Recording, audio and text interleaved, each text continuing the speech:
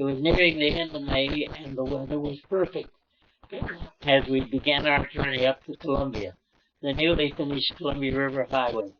First, we went north to Baseline Road, now Stark Street, then east across the Sandy River and climbed the hills till we could see in the distance the Vista House on Crown Point, and far away below the Columbia River flowing toward the sea. Quite a few boats or barges were anchored out in the river with fish fields on the side slowly turning in the current and occasionally picking up nice salmon, which with the power of the current was carried up with the wheel and dumped into the boat. It was a delight to our Model T to be traveling that smooth concrete pavement. That's the way a Model T was. It was delighted. There was very little traffic. We passed Crown Point and wound down into the canyon. We passed beautiful Lateral Falls, crossed over the top of Bridal Falls, and after a time saw Multnomah and then Horsetail Falls. Going on, we went through tunnels through cliffs. The longest of these, with Mitchell Point Tunnel, were arched windows open to the cliff side to let in the light. At Hood River, we were stopped. They told us that because of construction ahead, the highway to the Dells was closed. Now, I believe this was beyond Hood River. But anyway, we were stopped. Our only way to go on, they said, was to take the road up and over 10 Mile Mountain. Really 7 Mile Mountain. So, we followed the road winding up and out of the canyon. On top, we came out on a plateau of farmland and pastures. But this plateau was not level. It steadily rose higher and higher toward the east, while the road ran straight ahead, up and up. Before long, the radiator on the Ford was boiling. With the water bag that hung on the back of the car, we were able to fill the radiator a couple of times, but after that, there was no more water. A farmhouse stood beside the road at this place, but there was no one around. Father told me to go around to the well and see if I could get some water. In back, I found a well with a long-handled pump. But though I worked the handle up and down as fast as I could, no water came out. It seemed no one had lived there in a long time. When the car's engine had cooled down enough, we drove on a few hundred yards. In this manner, we very slowly went up the mountain. The afternoon was gone and evening was coming down when at last we reached the top. To our left, down a little valley backed by rocky peaks, were a house and outbuildings of a little farm, and the pleasant sound of cowbells and children's voices came floating up to us on the evening air. Father parked the car off the road. There was grass all around, with clumps of bushes here and there, and in the clumps of bushes were many dead ones, which made for excellent firewood. Father decided to go down and visit the farm family, carrying the empty water bag. After a while, he returned not only with water, but with biscuits and butter and some bacon he had bought. He had also made arrangements for Ella and Winona to spend the night in the farmhouse, for all their children were girls. After we had eaten around a small campfire, Father escorted Ella, carrying Winona, down to the farmhouse, then returned. Together, Father, Harold, and I made our beds for the night with covers on the soft grass under perfectly clear sky.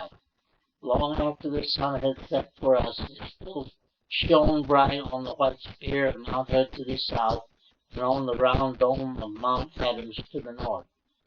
All about in the valleys was darkness. I can never forget that night, for it seemed as though we were sleeping right in the sky. Next morning we awoke with the sunrise, and soon Father had a fire going, and bacon and eggs frying in the pan. Up from the farmhouse came Ella, leading Winona, slowly walking to join us in breakfast. Harold and I sat on the ground. Father and Ella sat on the running board of the car on either side of the grub box that was bolted down. With breakfast over, we loaded up. Father cranked the car and we started down the other side of the mountain. It was much steeper on the east side of the mountain. However, the road wound back and forth in gentle curves. To save gas, Father turned the engine off, let the car coast. There was no sound except for the crunch of the tires on the dirt and gravel road. Before reaching the bottom, he turned the ignition on, and the engine started up with a jerk. Arriving in the Dalles, we went to the home of an old preacher and his wife, Elder Mrs. J. H. Miller, where Father explained why we had not arrived there the night before. Then we went on up to the Columbia, following the highway to some miles beyond Salado Falls, a small sign pointing into the willows toward the river said ferry. We drove to where a raft pushed by a motorboat took us across the river to the Washington side. There we went up the rocky hillside to the top and over to Goldendale, and out a few miles to a large wheat farm, the home of the T.D. Adams family, where the big machines of the wheat farmers stood waiting in the farmyard. We received a warm welcome at this home, for Father had preached for them before in their little country church a few miles away. I was very interested in the two youngest Adams boys, who were twins. They had something I had never seen before, an erector set. With it they could make wagons and bridges, and they had even made a tractor run by a cock string. They would wind the string and the tractor would slowly crawl up a slope. The twins were named Hugh and Howard, and the older brother was named Lee. All three are still alive today. We stayed in the Adams home over Sunday. When we all went to their little country church, Father preached. They had no pastor, and were always happy to have a preacher come by. On Monday morning, we started on our journey again and went south to reach the Columbia River just across from the Oregon town of Arlington. There we crossed on a ferry and headed south again towards Condon. We were in a region of big wheat farms with roads in many directions and no signboards. We got lost and wandered around for some time till we found a farmhouse close to the road. There we were directed back to the highway to Condon. We found that portion of the road just recently graded. The dirt from both sides had been scraped into the middle and then leveled off smooth on top. This made a good road for a time. Then a shower of rain passed over.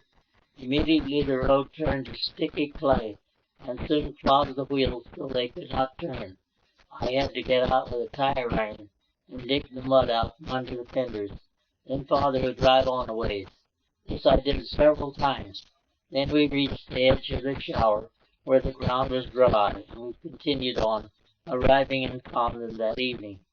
Father had pastored the Condon church the winter of 1911 and 1912.